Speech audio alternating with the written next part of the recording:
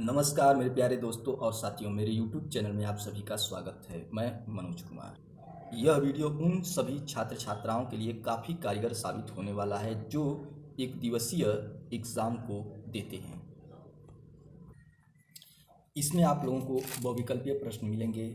यदि आप चैप्टर को पहले से पढ़ रखे हैं तो आपके लिए यह बिल्कुल रामबाण साबित होने वाला है।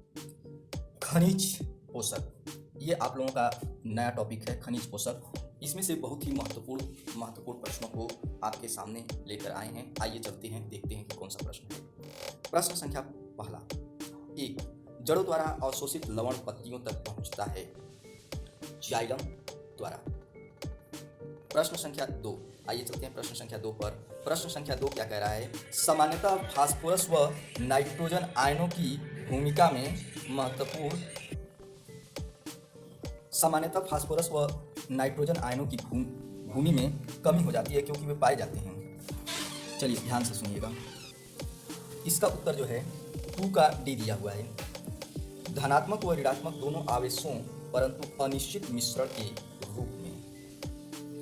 प्रश्न संख्या 3 पर चलते हैं। प्रश्न संख्या 3 क्या कह रहा है, देखिए ध्यान से। निम्न में से कौन आवश्यक तत्व है जो एंजाइमों का घटक नहीं होता है परंतु कई एंजाइमों की सक्रियता को उद्दीपित करता है?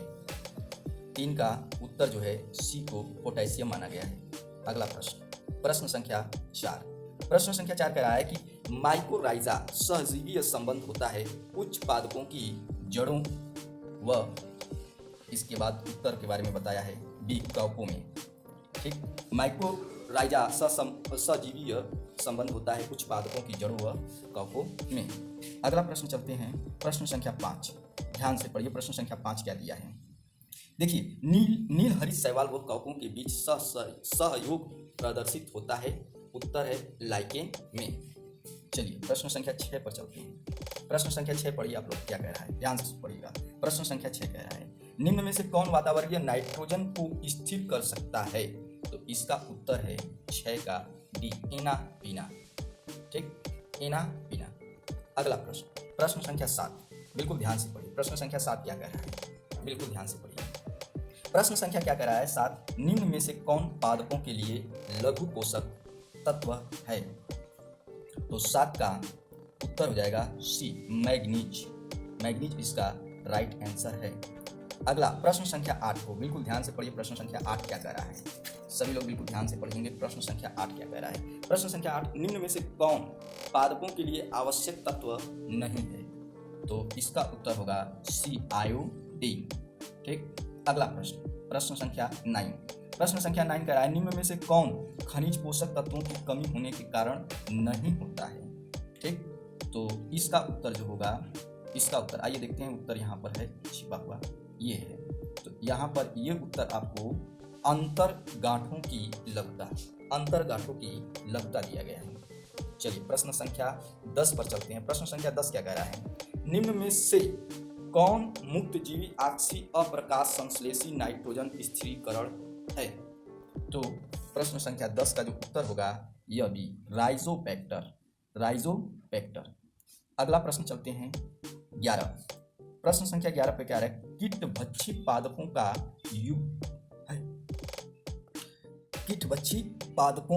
युग्म है। तो 11 का जो है बी उत्तर सही है, नेपेंथिस व ब्लेडर पार्ट। प्रश्न संख्या 12 पर चलते हैं। प्रश्न संख्या 12 क्या कह रहा है, चलिए पढ़िए इसको 12 को। प्रश्न संख्या 12, मैग्नीशियम की कमी वाली तथा यूरिया की उपस्थिति वाली मृदा में उत्पन्न हुए पादप प्रदर्शित करेंगे। क्या प्रदर्शित करेंगे? 12 का उत्तर जो होगा सी होगा, पर्णों का पीलापन। अगला प्रश्न, प्रश्न संख्या 13। प्रश्न संख्या 13 कह रहा है, नाइट्रोजन संचयीकरण में भाग लेने वाले एंजाइम्स हैं नाइट्रोजिनेज। चलिए प्रश्न संख्या 14 पर चलते हैं। प्रश्न संख्या 14, खनिजों का निष्क्रिय अवशोषण निर्भर होता है। तो ये 14 का ए, तापमान पर। 14 का ए दिया है तापमान पर। चलिए प्रश्न संख्या 15। प्रश्न संख्या 15 जो है ये क्या कह रहा है, कौन सा जलीय फर्न N2 स्थिरीकरण का कार्य करता है? तो इसका भी उत्तर है एजोला। अगला प्रश्न, प्रश्न संख्या 16। प्रश्न संख्या 16 कह रहा है कि पादपों में इंसुलिन व रेफाइड्स भोज्य पदार्थों का संचयन करते हैं। ठीक, एक उत्तर इसका सही होगा। चलिए प्रश्न संख्या 17 पे चलते हैं। प्रश्न संख्या 17। प्रश्न संख्या 17 कह रहा है कि निम्न में से सुमेलित जोड़ा है। निम्न में से सुमेलित जोड़ा है तो इसका उत्तर होगा C, Utricularia Drosera Dionaea. Utricularia Drosera Dionaea. अगला प्रश्न, संजीवों में लघु तत्वों की मुख्य भूमिका होती है। सजीवों में लघु तत्वों की मुख्य भूमिका होती है तो ये 18 का एंजाइमों के सहकारकों की। अगला प्रश्न, प्रश्न संख्या 19। प्रश्न संख्या 19 दिया है, निम्न में से कौन खनिज लवण जैविक नाइट्रोजन स्थिरीकरण में महत्वपूर्ण भूमिका निभाता है। तो इसका उत्तर है मॉलिब्डेनम। मॉलिब्डेनम मतलब इनमें से मॉलिब्डेनम। ठीक, इस प्रश्न के लिए आगे चलते हैं। प्रश्न संख्या 20।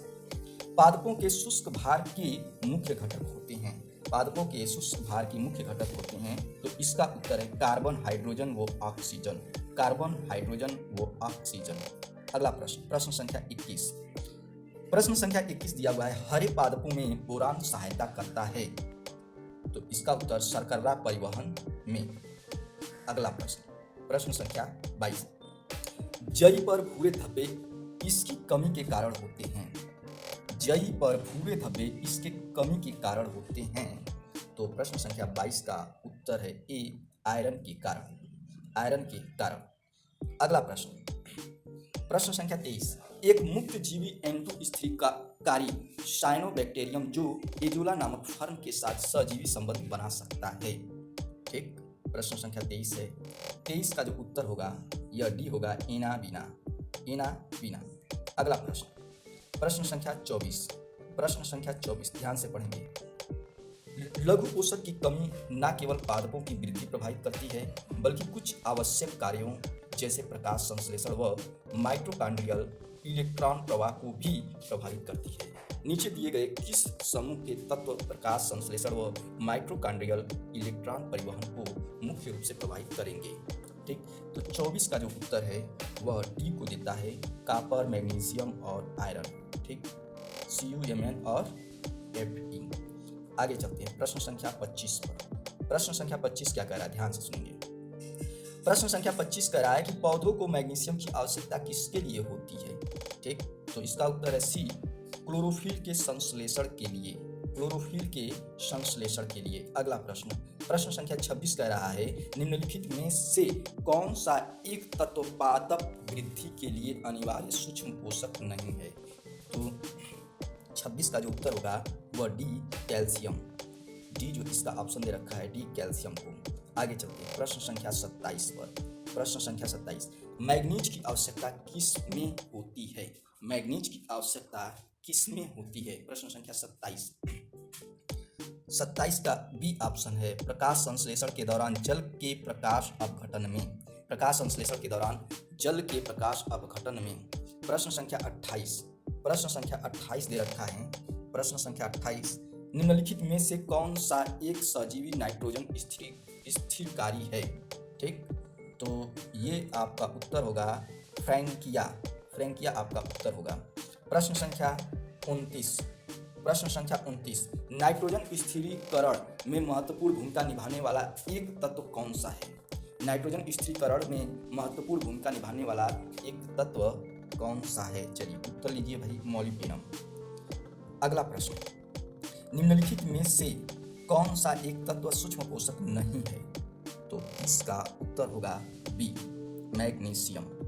अगला प्रश्न, प्रश्न संख्या 31।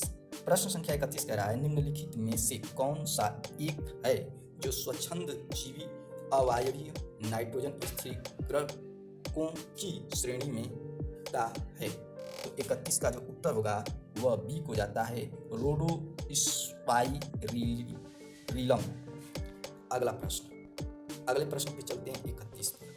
31 ध्यान से पढ़ेंगे, पहले इस प्रश्न को पढ़ लीजिए। प्रश्न दिया है, फलीदार पौधों वायुमंडलीय नाइट्रोजन का सहजीवी नाइट्रोजन यौगिकीकरण करने में सक्षम होते हैं। निम्नलिखित कथनों में से कौन सा एक कथन है जो इस नाइट्रोजन यौगिकीकरण की प्रक्रिया के संदर्भ में ठीक नहीं है? यानी कि इसमें से 3 सही है और एक जो है गलत है, उस गलत को बताना है। ठीक है, तो देखो भाई, आप लोग स्क्रीनशॉट ले लो। ठीक, ये 4 ऑप्शन है, 4 ऑप्शन में बाकी ए को छोड़कर, ठीक है, ये जो है आपका गलत है।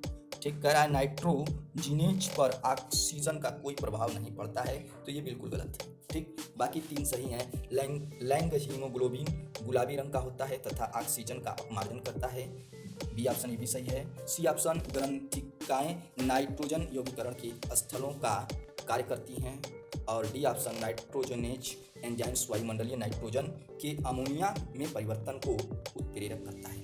ठीक, तो ये सारी चीजें हैं। अगला चलते हैं प्रश्न संख्या 33 पर। प्रश्न संख्या 33 क्या कह रहा है? पौधों में निम्नलिखित में से किसका पुनः संगठन नहीं होता है? तो किसका पुनः संगठन नहीं होता है? तो बी ऑप्शन इसका सही है, कैल्शियम का। ठीक, अगला चलते हैं। अगला प्रश्न संख्या 34 दिया है, नाइट्रिक कारक बैक्टीरिया। नाइट्रिक कारक बैक्टीरिया जो है अमोनिया नाइट्रेट में उपचयन करते हैं। ठीक है, तो ये उत्तर आपका हो जाएगा, अमोनिया नाइट्रेट में उपचयन करते हैं। अब हम लोग पढ़ेंगे 35 दिया है, बहुत ही महत्वपूर्ण क्वेश्चन है। शिंगो की मूल ग्रंथिकाओं में लैंग हीमोग्लोबिन क्या कार्य करता है? ठीक, 35 का बी ऑप्शन सही है। 35 का बी ऑक्सीजन का हटाना। चलिए आगे चलते हैं प्रश्न संख्या 36 पर। प्रश्न संख्या 36 दिया है, पौधों द्वारा मृदा में से फास्फोरस के अवशोषण में निम्नलिखित में से कौन एक सहायता करता है? ठीक, प्रश्न संख्या 36 का उत्तर है ए, ग्लोमस। ठीक है, अगला प्रश्न चलते हैं। प्रश्न संख्या 37 दिया है, निम्नलिखित में से कौन एक पौधों के लिए अनिवार्य खनिज तत्व नहीं होता है जबकि शेष 3 होते हैं? तो 37 का उत्तर है कैडमियम, सी को जाता है कैडमियम। अगला प्रश्न संख्या 38 जो है, जल के प्रकाश अपघटन के लिए किसका होना अनिवार्य है? ठीक, जल के प्रकाश अपघटन के लिए किसका होना अनिवार्य है? ठीक है, तो यहाँ पे क्या बनाना पड़ेगा। ठीक है, और ये 38 का जो उत्तर है ये मैग्नीज हो जाएगा। ठीक है, अगला चलते हैं प्रश्न संख्या 39 है, हरे पौधों में मैग्नीज का सर्वश्रेष्ठ परिभाषित कार्य क्या है? हरे पौधे में मैग्नीज का सर्वश्रेष्ठ परिभाषित कार्य क्या है? 39 का ए, जल का प्रकाश अपघटन। 39 का ए, जल का प्रकाश अपघटन। चलिए चलते हैं 40 पर। निम्नलिखित में से किस एक को सही मिलाया गया है? निम्नलिखित में से किस एक को सही मिलाया गया है? 40 का प्रश्न संख्या 40 का सी एकदम सही मिलाया गया है। पोटेशियम सहज अनम्यता। ठीक है, अगला प्रश्न 41 दिया, निम्नलिखित में से कौन सा एक कथन गलत है? भाई 3 तो सही होगा, 1 गलत है। ठीक है, तो ये पहला जो दिखाई दे रहा है ये भी सही है, पहला सही है। ठीक, इसको स्क्रीनशॉट लेकर पढ़ लीजिए आप लोग। अगला चलते हैं। ठीक, इसी में तो ये भी सही है और इसके 3 ऑप्शन इधर भी हैं, इसका भी स्क्रीनशॉट लेकर पढ़ लीजिएगा। ये जो दूसरा है ये भी सही है और डी वाला भी सही है, और जो गलत है वो हमारा मेन उत्तर है। ठीक, तो आंसर के रूप में ये है और ये गलत है। ठीक है, तो गलत को ही हमें चुनना था। ठीक है, तो प्रश्न संख्या 41 का सी ऑप्शन हो जाएगा, फास्फोरस कोशिका झिल्ली कुछ न्यूक्लिक अम्लों तथा 7 प्रोटीनों का एक रचक होता है, जो कि गलत है। चलिए प्रश्न संख्या 42 पर चलते हैं। अपनी कार्यशीलता के लिए कार्बोक्सीपेप्टिडेज को किसकी आवश्यकता होती है? ठीक, तो यहाँ पर उत्तर है जस्ता की आवश्यकता होती है। प्रश्न संख्या 43 कह रहा है, नाइट्रोजिनेज की क्रिया के लिए उसे किसकी आवश्यकता होती है? नाइट्रोजिनेज की क्रिया के लिए उसे किसकी आवश्यकता होती है? तो 43 का ये ऊर्जा का उच्च निवेशन। अब कह रहा है कि निम्न में से 4 कथन ए और डी को पढ़िए। ठीक है, तो इसको पढ़ेंगे, ये 4 ऑप्शन है और इसमें से कह रहा है कि उपरोक्त कथनों में कितने कथन गलत हैं? तो भैया उपरोक्त कथनों में से जो गलत कथन है वह 2 है। ठीक है, तो वह 2 कौन कौन से गलत कथन है इसको आप लोग कमेंट बॉक्स में हमें बताएंगे। ये 4 ऑप्शन आप लोगों के लिए है, चारों का स्क्रीनशॉट ले लीजिए और इसमें से कोई 2 कथन जो है आपका रॉन्ग है, ठीक, उसको, और कोई 2 कथन सही है तो हमें गलत कथन को बताना है। चलिए अगला प्रश्न पढ़ते हैं 45। फलीदार पादपों में वायु नाइट्रोजन के स्थिरीकरण का पहला स्थिर उत्पाद कौन है, ठीक। तो 45 का ए उत्तर है आपका, 45 का ए उत्तर। और चलते हैं इस चैप्टर के लास्ट क्वेश्चन को, ठीक। इस चैप्टर के जो लास्ट क्वेश्चन है, देखिए 46 दिया हुआ है, नाइट्रोजन और पोटेशियम की कमी के लक्षण सबसे पहले कहाँ दिखते हैं, ठीक है। तो ये जो दिया है ये ए में दिखते हैं, जीर्णमान पत्तियों में, ठीक है। तो आज के लिए बस इतना ही, अब मिलेंगे अगले वीडियो में, तब तक के लिए दीजिए इजाज़त, नमस्कार।